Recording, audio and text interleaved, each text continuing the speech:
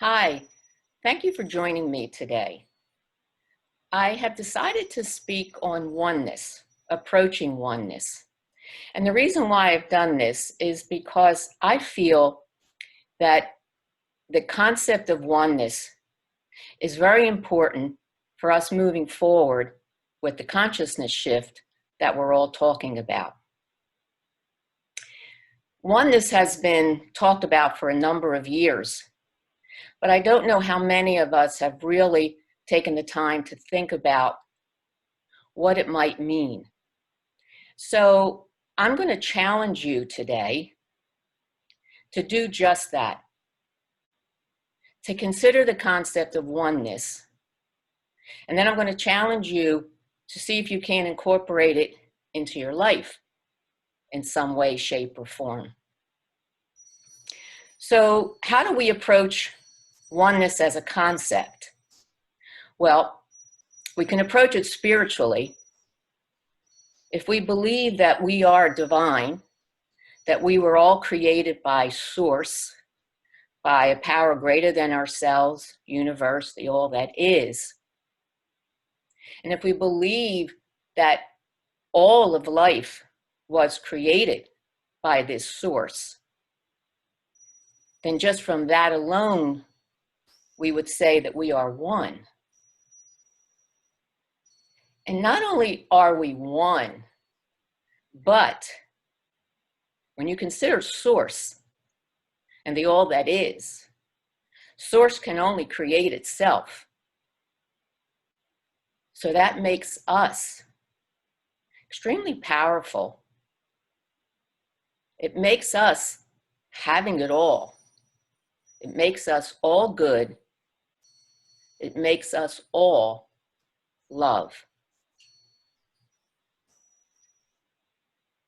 Nowadays, not only do we have that approach that we can take, but we have another approach, and that is energy. I thought that this whole idea of quantum physics and energy was relatively new, but I've been listening to so much of it lately that I've come to realize that it actually goes way back. Well, back to 1925, and probably even before then. Scientists have been looking for the start of life, that point that would say, oh, this is how it all began. But what they have found recently is that as they kept drilling and drilling and drilling into the universe, into space, all they kept getting was more energy. And they got to that point that they were looking for, and it turned out to be just that, energy, space. So they realize that the universe is energy. They now are calling it the quantum field. At the same time that we've had the physicists doing all of that, we also have all of those who are involved with biology, molecular biology, epigenetics, and so on. And they've been doing a lot of drilling in also into all of the cells and what have you. And guess what they found? The same thing, energy. No matter how deeply they drilled, they still came up with energy. So what does that tell us? It tells us that we're all energy. We aren't these physical bodies. We're energy. And if we go back to the fact that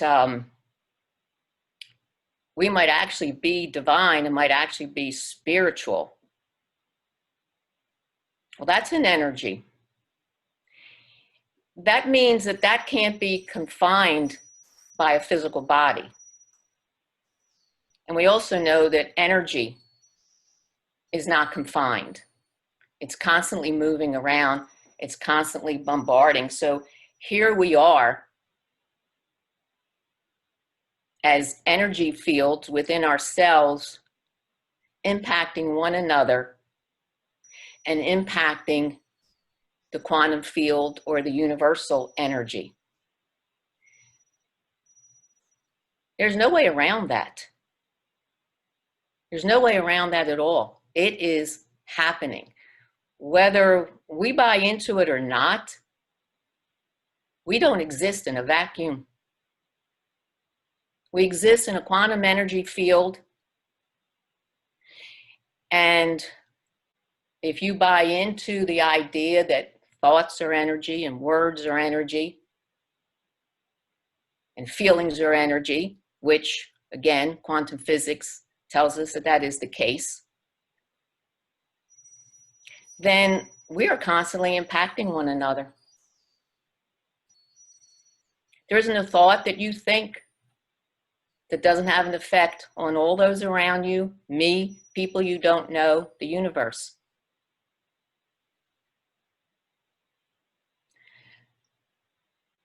So here we are, one spiritually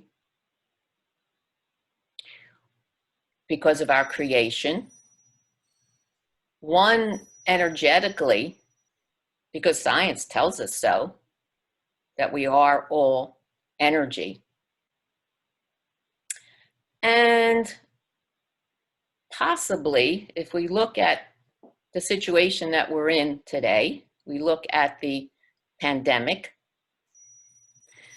we might also say to ourselves, so here we are, physically one.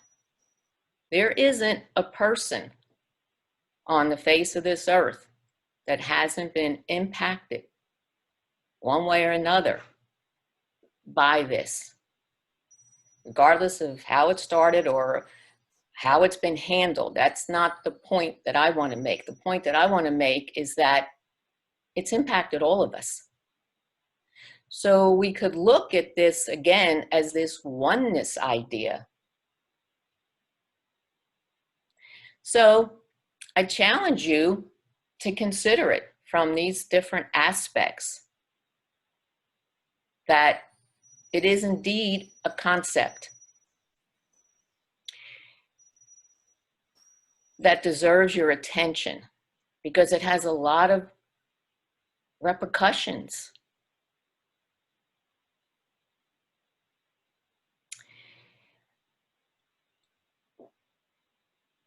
Think about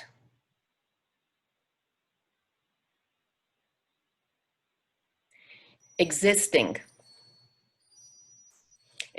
in a world where we actually cared about one another, where we actually had compassion.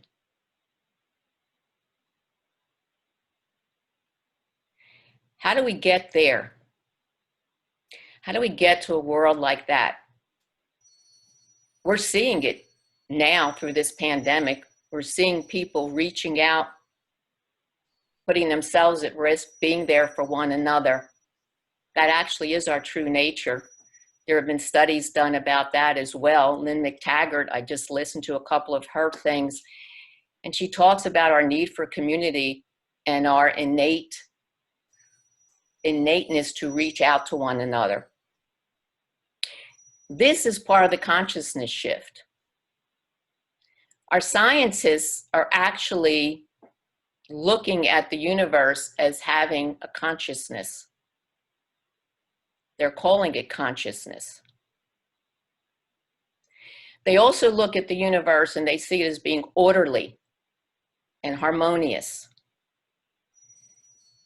The biologists looking at our bodies, they see order.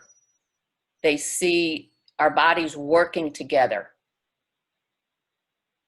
So this is an innateness about us, about the energy within which we live in the universe and the energy within ourselves. The fact that science is now calling the universe or saying the universe has a consciousness, I think is really quite interesting when there is so much talk about this consciousness shift. shifting away from the duality, the right and wrong of things, and the me against everyone else mentality, to the one that says, we are one. We're all in this together. And how is it that we now want to live? How do we now want to be? Because that, to me, is the operative. How do I be? We've been in a world so much of doing because we've been operating so much from our minds. We're now wanting to settle into our hearts. Settling into our hearts and allowing our hearts to feed our minds. Within our hearts is love. That's who we truly are. We've come to believe otherwise. We've come to believe that we're less than, that we're not important. But that's very far from the truth. What we want to do now is we want to challenge our own thinking about ourselves and about others. If we were created by love, if we are love, can we wrap our heads around that? Can we challenge ourselves into saying, what does it actually mean to be divine? What does it actually mean to be love? How does that image that I have of myself, of always making mistakes, of doing things wrong, of being less than everyone else, how does that compare against the idea that I'm a divine being, that I am love? I challenge you to play around with it. Because if you do, if you've accepted what Teilhard de Chardin has said, that we are spiritual beings having a human experience, can you allow yourself to step into that? Can you allow yourself to consider that you are so much greater than you think you are? That you're actually perfect, that you're actually whole, that you're actually complete? Can you wrap yourself around that? And if you can go there, can you extend that?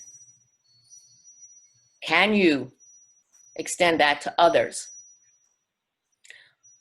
When I first started playing around with this, and I suggest that even though I've thrown it out as a challenge, that you consider playing with the thoughts.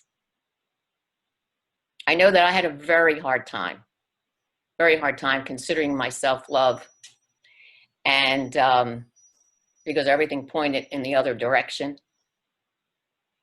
But, you know, I believe that words are power. I believe that thoughts are energy. And so I played with the words. So that's what I'm suggesting to you. Play with the words. Say to yourself, I am love, I am abundance, I am joy. Choose the words that light you up. Go for it. Play around with them. I know one of the concepts that we think about is that we're all light. We're all light because we're all divine.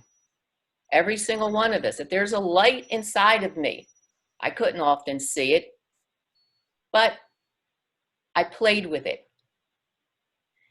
And then what I tried to do was people that I was having a tough time with. In meditations, I would just look at them, bring up a picture, and I would look for that light inside of them. It took a while, but I can say that I felt that it continued to shift my energy. It continued to shift my approach. The fact that I set intention to do so. Intention is where it all starts. So if you have an inclination to want to Play around with the concept of oneness. Allow yourself to seeing that, this could be pretty important. We have to start doing things differently. We have to. You look at the environment, you look at the political system, you look at all the unrest, you look at the financial situation, our medical, it doesn't matter. Just look around. We have to start doing things differently. But we're ready. We are absolutely ready. But it has to start with each one of us. It always starts with ourselves. It always starts with our own self-love. It always starts with our own feelings with ourselves. So you've got a playground, yourself. How can you treat yourself a little bit better? How can you say nicer things to yourself? Are you being the person that you know you want to be, that you truly are? When you go here, you don't go here with any kind of, oh, crap, I'm not. No, you're doing your best. Every single one of us is. What you're doing now is you're playing with concepts because you're setting an intention to be all that you can be. To be that divine, that divinity that you are, to be it. We can take our focus off of the doing, because I personally feel that the being is where it's going to all happen. Stepping into the beingness of who we are, divine. Stepping into the fact that we're energy, and that the energy we put off comes back to us. That we have all kinds of power to play with that energy, putting out energy of abundance, of perfect health, of love, putting it out there with our thoughts, our words, our actions, and watch what happens. Playing around with it, setting the intention to be our infinite selves. As we just be, settle into the idea of our beingness, the doing takes care of itself. It flows directly from the idea of being. Then it's coming from our hearts. It's coming from a very natural space. The love then that we give to others, the compassion then that we show, it's coming from a very pure place. It's not coming from a hurt place that we're trying to get attention or we want it in return. We're giving it from a place of our being. That's a very high energy. So what are we doing? Well, we're not only healing ourselves when we go in and we deal with our own issues, all of those lies and all of those things that we came to believe about ourselves that made us feel less than our truth. Because we're one in the universal energy, we're impacting everyone. We are having and making a difference in other people's lives and in the world, whether we're aware of it or not.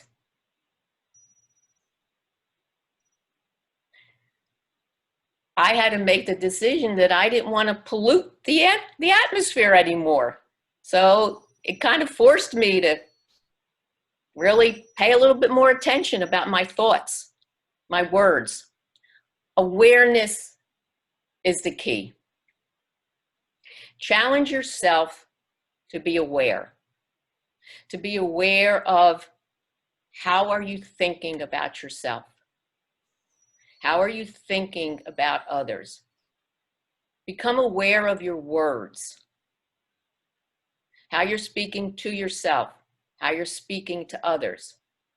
Become aware of your feelings. Do they feel good or not? And then challenge yourself. Challenge yourself to think, to speak, and to feel from a place of love. You deserve it. You are love. We all are. Thank you for joining me. God bless you.